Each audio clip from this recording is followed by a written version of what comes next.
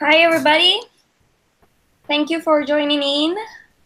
We are in a live event, a live webinar on gender and social justice in Puerto Rico. My name is Natalia Bonilla. Welcome to this webinar.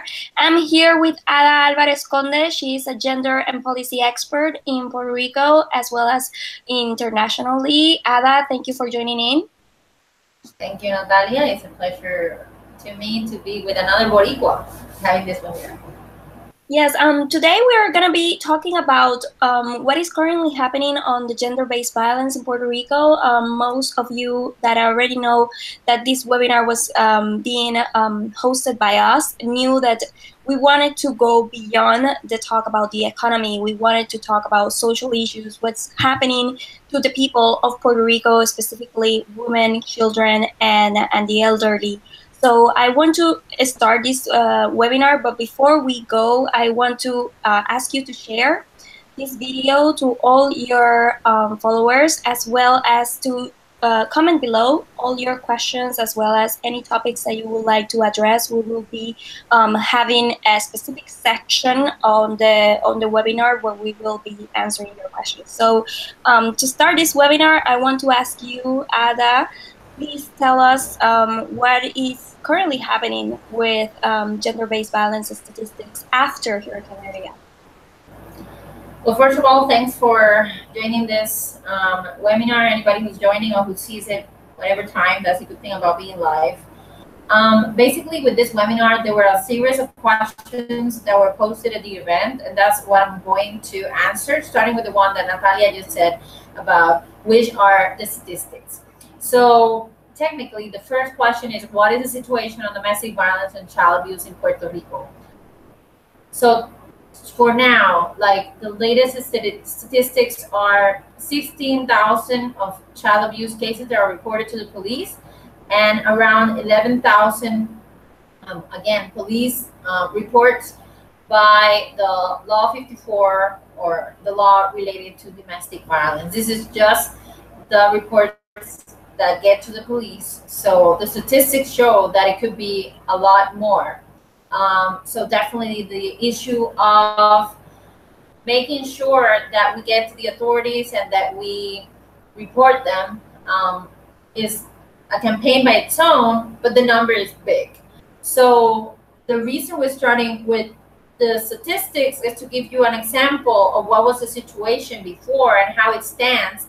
And even after Maria is even bigger, because the hurricane made those services to victims and the police not as accessible, as you know, and definitely anything that's related to the economic crisis is increasing the defunding of these programs and is increasing the violence or the disparities. Another question that we were gonna answer is how poverty affects youth in cases of child abuse. Well, 84% of children live in a zone of extreme poverty, and 58% of all children in Puerto Rico are considered poor. Saying that how poverty affects youth, well, definitely poverty is a thing that we have to talk about youth, because it's related to how our generation is growing up, and how the disparities are beginning to be bigger. So definitely, by talking about youth in cases of child abuse, we're talking about an issue of also neglect, of not having enough to eat, of having parents that are together because they have financial dependence and not independence.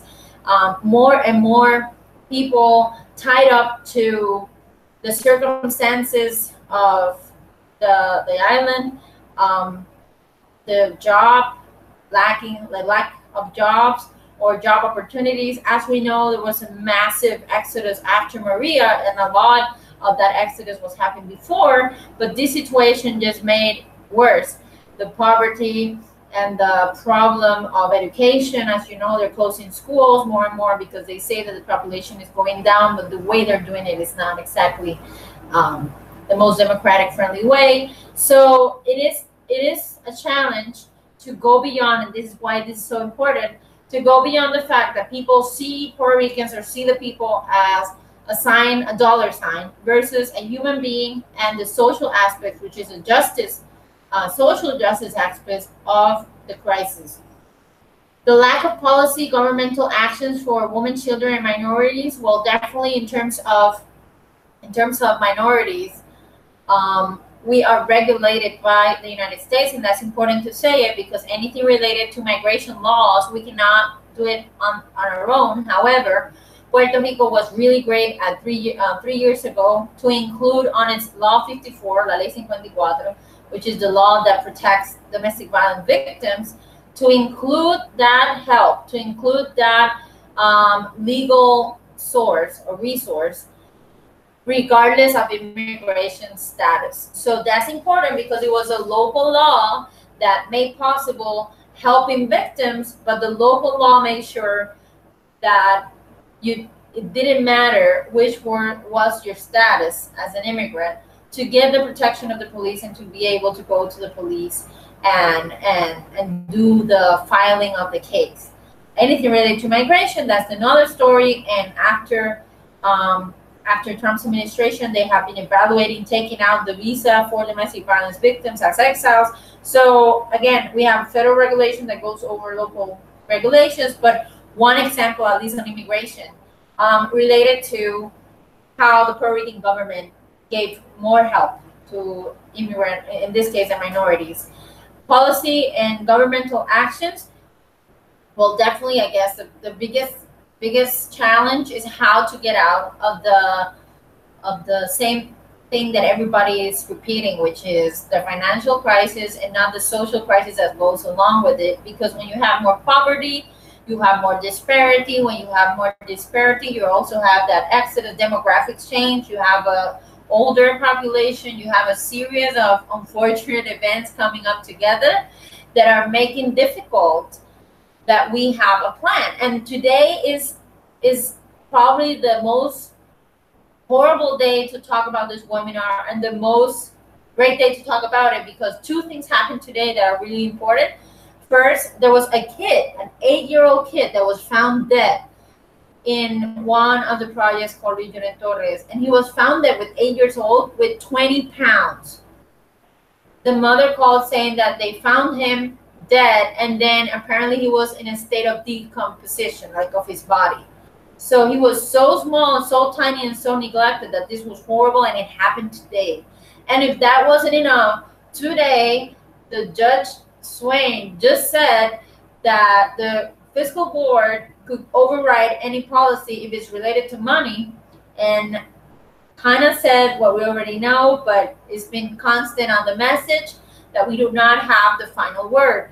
So definitely we need to gain back our sense of self-government and how we deal with stuff, but understanding that at the end we don't have the last word. And that's something that has been completely changed after Promesa, and obviously Promesa after the hurricane, and the austerity measures don't mix. And that's an issue of social justice because it's affecting people. Social justice is poverty. Social justice is talking about lack of justice. Social justice is about having opportunities and tying that down. Like social justice with gender is fundamental because usually women are the one that either take care of the people on their family, the caregivers. There's a lot of single mothers. There's a lot of women who are the one in charge in their family economically, and also all the programs related to being in abusive relationships or childhoods are being affected. So definitely it's not about bringing up the topic of social justice, but how we also bring up the topic of gender. And basically two more things we're going to answer is the effects on local media and mental health. I think personally, my 2 cents is we won't be able to sleep well till September 20 of 2018 passes, when we celebrate the anniversary of Maria. Just today, there was a lot of people that went out of that the electricity went down, and there was like a thing that more than 20 municipalities didn't have electricity. And I think that I wouldn't call it PTSD because it has not been called by that by the professionals of mental health. However, definitely we're having signs of post-traumatic stress disorder when there's rain and people are having those plastic ceilings and people are not having access. So a lot of media that is only reflecting bad news is not helping us to talk about this social justice and the gender issues. And to finish, what social justice looks like in Puerto Rico and what can we do about it. We definitely have to have conversations like this. This is a webinar. This is a space to talk so that you can comment, like so you can share it, so you can start the conversation on how we cannot be talking about Puerto Rico without talking about the most important factor, which is their people, and the ability of ruling themselves, if we have any, and in the process that in the lack of self-government that we have but still have, we have a lack of self-government and we don't have the last word, but we have a lot that we can do. We have to focus on what we can do and not exactly on what we cannot do. So in terms of social justice, there is a need to check out what was happening before and after Maria. And before Maria, there was Promesa. Before Maria, they imposed a fiscal board that we didn't vote for. After Promesa, there's been a lot of austerity measures that are cutting benefits for workers. That are cutting benefits or on health, on education. And if we only talk about paying people we owe and not the conversation of human rights, social justice, and gender, we're not having conversations. So I will say that there's many things that we can talk about and what we can do about it. I will leave this to Natalia, but definitely this is a way to do it. Making the space, getting it out there, and talking about it. It's the first thing. Thank you, Ada, for that specific and amazing talk there. It is also important to talk about capitalism. We have been seeing lots of research done by Naomi Klein, which is a very renowned journalist and economist from Canada. She has released a book called The Battle for Paradise, and she's also the author of The Shock Doctrine. And she's one of the few journalists that have been international journalists that have been following the case of Puerto Rico, and she has showcased that in Puerto Rico what we have lived is the shock doctrine for decades. So anybody that has been seeing the shock doctrine as something that happened after the Hurricane Maria, guess what? It is not.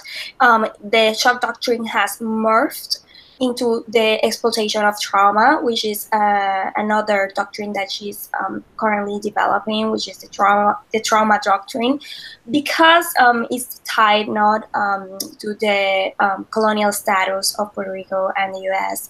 But one of the things that Ada has addressed is that when austerity measures are taking place, the people are often forgotten, and specifically women and children and the minorities, the community that are minority in the island. So in this case, I want to see if we have some questions.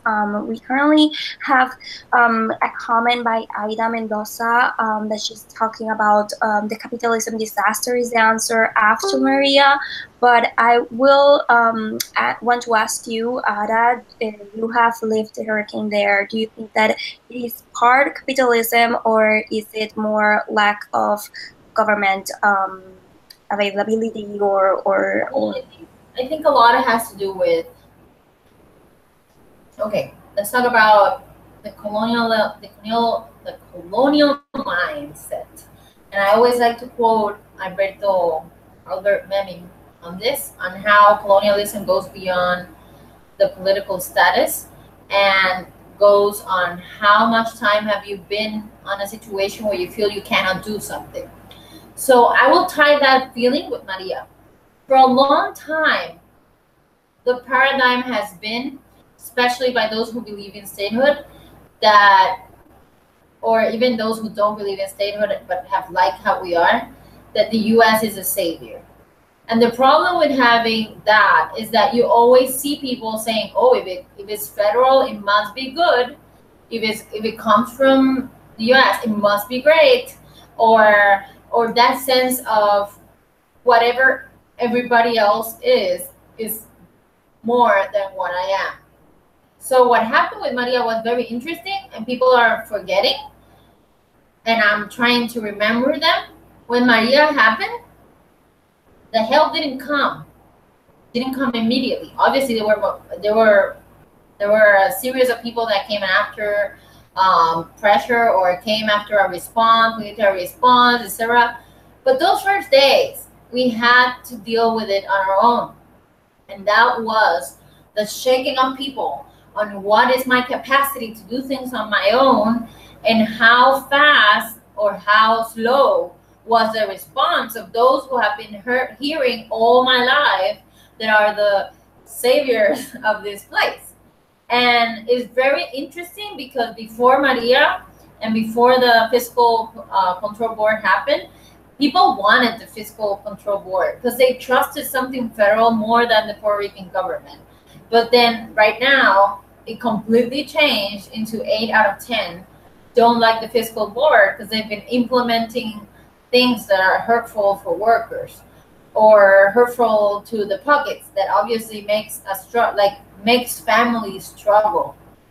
And that's to the people that have families, because if you really have to understand too that we cannot assume that people have people around, right? So I've seen walking the streets of Puerto Rico that there are also a lot of people alone. And there are many cases of old people being left alone by their sons and daughters, or because they're dead or they're gone. Children, woman had an issue finding even milk after Maria. Like, there was a social issue. And there is a colonialism mindset that is affecting Puerto Rico more than there is if there's a big political problem of who we are and what power do we have, if any, lately. The problem is that we have this moment with Maria where we recognize what we can do, but because time has passed, we've been trying to get to the same point or to the same mindset of we need somebody else. So I feel that Maria is really good when we think about the capacity you have to do things on your own. And it's awful to hear people say that it's the best thing that happened because it brings money when there's still people without power. So lately that came out of the media that people were praising Maria because of the funds. And definitely, as I'm seeing on the comments, Boricuas on the island did much more than local or federal government. And obviously, the Puerto Ricans that already had left and those who have left after Maria definitely count. I want to specifically address this point. You that have you as a gender and policy expert, you have also been working as a dating violence expert, giving conferences in more than 500 schools around the island and beyond. I want to ask you, before and after Hurricane Maria, what was the gender-based violence for women? Like how was the situation before, and if anything, you have seen a change in how the women are treated, and this colonial mindset, as you have expressed, has been taking a toll on their mental and their work-related experiences. Well, the problem is that the statistics, the stats are almost the same so far, like 10, 11,000 a year. However, people are feeling that this is a bigger problem recently because of all the cases in the media of people killing, like partners killing women. There was, I did a column on this on the newspaper of three killings, like three, I think the word is kind of like a man killing his partner, three on a same week, right? So this was horrible, and it makes people think that is more. and it's just more visible, or it's just like two, one next to the other, right? So technically, the biggest challenge came after Maria because of all the services that stopped.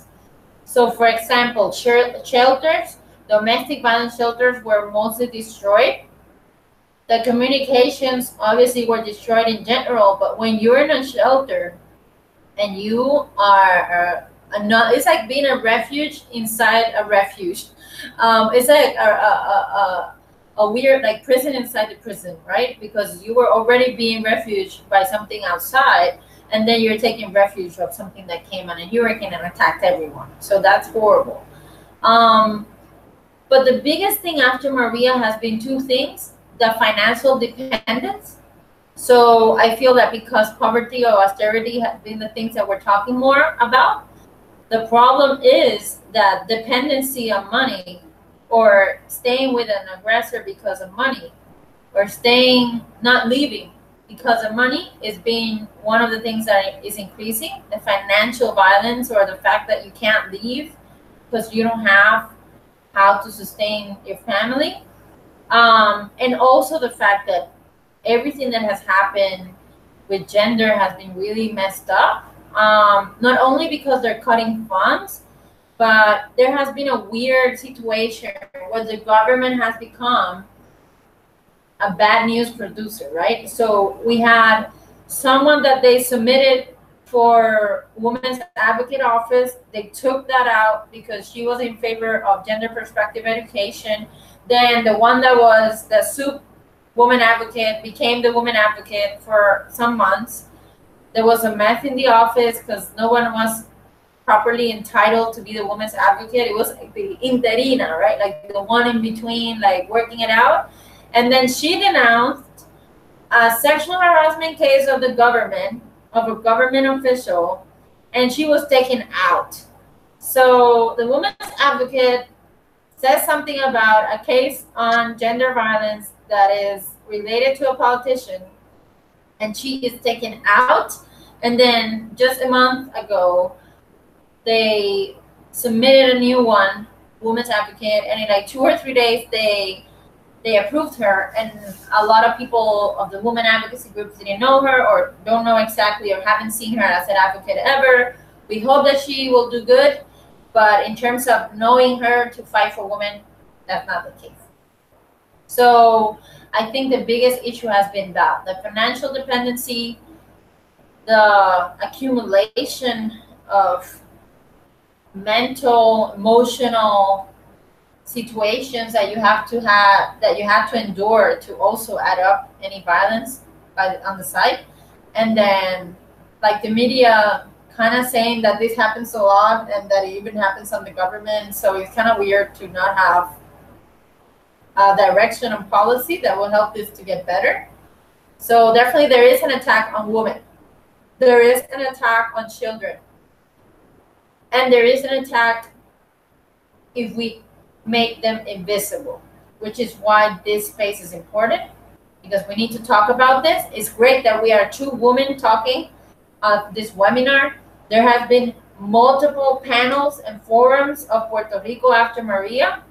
I don't know if all of them include women panelists to start, women experts talking about this, and they're not putting the social crisis inside the conversation.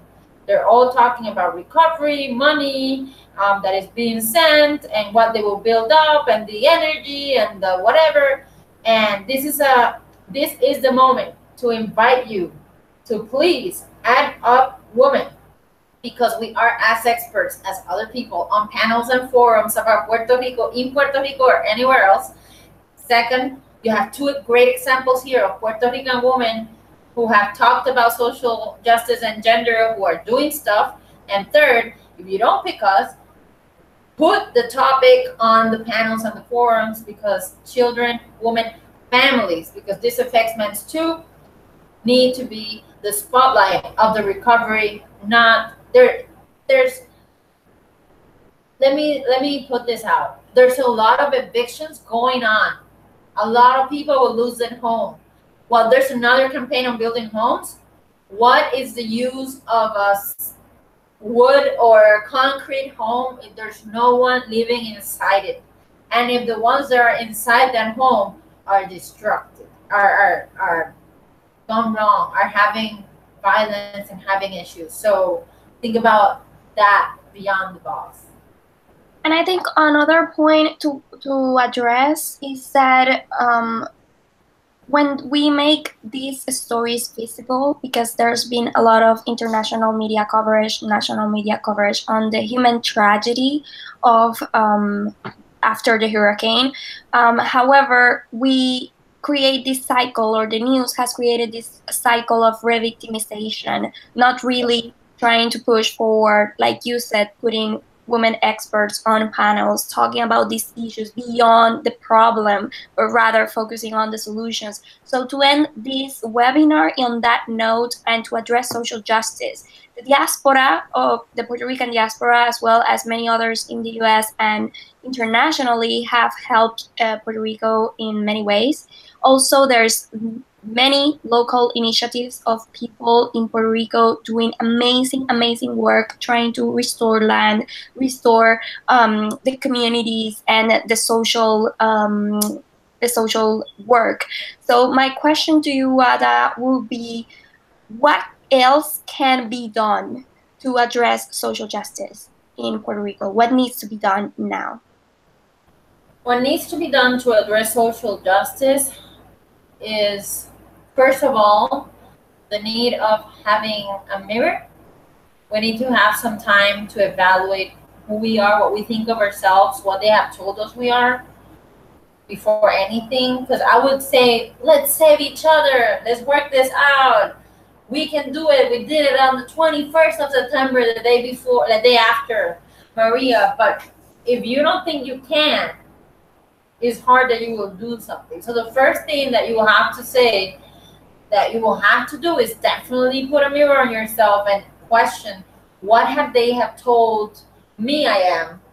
What have I done? How was this experience, and how we're gonna move forward? If you really think everything is messed up, there's no hope, it's hard to unite on working on a project to work together and make this happen.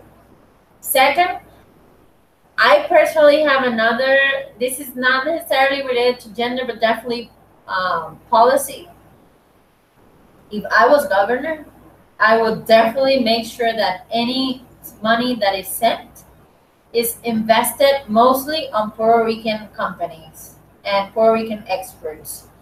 Another way to say that we're less is that they're always hiring people from other places, and they're bringing people to be here while they're making people that are experts here go out. Or everybody recognizes our human resource or the great work that we do. And just because there's a lot of money coming on, we definitely have to put it on social issues and social reconstruction, not only houses reconstruction, right? Like programs of emotional health. Mental health is really bad. And there's an attack on health. So why would you have this amount of money just to build houses when the mental health is rising and the poverty is rising? So a good distribution of that budget that includes reinvesting on the island and not reinvesting on people who want to buy the island to leave the islanders out. Definitely have to attend the education system, have to attend the security. There has to be something done for people like me who want to raise their family here, but it's becoming, or they're making it feel like it's impossible. So I also think that the diaspora was really effective on being involved, but Puerto Ricans need to be involved. Like, it's horrible to see someone that lives outside more patriotic than someone who lives here. It happens because of memory, like the memories that we have, everything. But we need to build something up together, not diaspora versus the one here, but the ones that are here need to count. And one of the biggest issues I found as a history major is that people don't know their history. So definitely investing on culture and arts and sports and stuff that will make us rebuild the right way And definitely capitalism and the fiscal control board bring the conversation of status up. I don't think it's the only conversation, but I think that for a long time this was a taboo, or it was said, no, it's not important. We need to have conversations of our future. I personally believe in a constitutional assembly, as a mechanism, or una asamblea constitucional de estatus. Probably that's the best translation, where everybody writes what they want in Puerto Rico, and work that out. Um, and in terms of gender, putting the gender conversation in everything, including the budget, gender perspective budget, on the experts that they hire, on the people, on the agencies, the representation, on projects. Um, we are the majority of the population. We are the majority of voters, but we're not the majority in the legislatures and the political positions and on CEO positions. So that's something that we really have to work out to make this happen.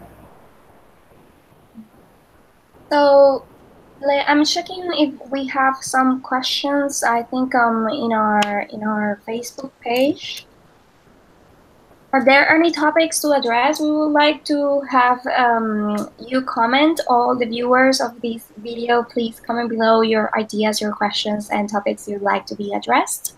Meanwhile, Ada, what is the work that you are doing currently with as army of peacemakers, as you have said? Well, I'm very happy to announce and to tell you, 12 years. It has been 12 years doing conferences on dating violence. And this year I started something called the Peace Promoters, or the Army of Peace. Peace Promoters, or Peace Volunteers, Brigada de Paz, you can call it as you please. But I feel that this project is new and is important because the purpose is to multiply the effort. So in my case, I've given more than 500 conferences in Puerto Rico and the United States and other countries like Mexico, Colombia, even in Thailand. But I feel that one of the things that I saw and I keep seeing on people is that they want to help. Maybe they don't know how to, because all the messages that they're hearing is that everything is lost. So I'm training people to give conferences in schools. So in August, I will start I started a campaign, and I'm starting a training. I will have more than 120 volunteers that want to get trained on dating violence to go to schools. And this is the start of something amazing, and it's because we are focusing on empowerment and not re-victimization. We definitely have a lot of power. We definitely have a lot of things to give away and to help and to give our sense of self into a greater cause. If we think we don't, we will never do it. So this is the first step to silencing those voices that think that everything is lost. I have been amazed and happy to see the response of people that want to help. They just need good direction, and they just want leadership. And more than following instructions, they want to discover what they have to offer, because all the power is in you. The problem is that the power system have told you to shut up, especially to women and children. So this is the time to speak up, to bring up the conversation, and to unite on the causes rather than our differences, and to make Puerto Rico rise, which is my biggest desire and wish, that we can unite with anybody. And this is a space to thank everybody who came to help Puerto Rico. People from the United States, people from all over the diaspora or others, thank you for trying to help and encourage us to keep working. And you come visit, and let's keep a conversation to make Puerto Rico, put Puerto Rico in the spotlight, not as a bad news topic. As you know, after Maria, it has all been the attention on how bad and messed up we are, what's going on down there. So let's change the conversation and say what our people are doing, what can we do better, and how we're going to get out of this, because we cannot keep repeating that everything is messed up. and it's not gonna change. We don't think it's gonna change. We won't. So this is the moment. Okay, so Ada, where can we find more information about the work that you're doing and to follow you on social media? What are your handles? On my social media is Ada Alvarez Conde. Ada Alvarez Conde, o en inglés Ada Alvarez Conde. So you can find me on Twitter, on Facebook, and you can check out the information. I have an English portfolio and an English website, so those who need English, the resume of everything I do, I have it in English, and it's adaalvarez.com. So in adaalvarez.com, you'll see like anything related to the portfolio, anything I can help with. And please follow Natalia Bonilla, who is also right now living in the United States and is an expert, not only working on peace and conflict resolutions, but she's also great on her projects as well that are related to social justice and bringing up conversations and bringing out the attention to the international world, right? So international relations is her specialty. And you have two great women you can use. If you don't use it, you're silencing everything I have to offer. So use this video to start a conversation and start like a ripple effect on more women talking of these issues, and we will answer anything you have to say after the video. Okay, well, thank you so much for tuning in, and this video will be uploaded on YouTube on both of our channels, as well as the Facebook pages of both of us, of Natalia Bonilla and Ada Alvarez Conde. Thank you so much for tuning in. It was nice to have this conversation. Thank you, Ada. Thank you.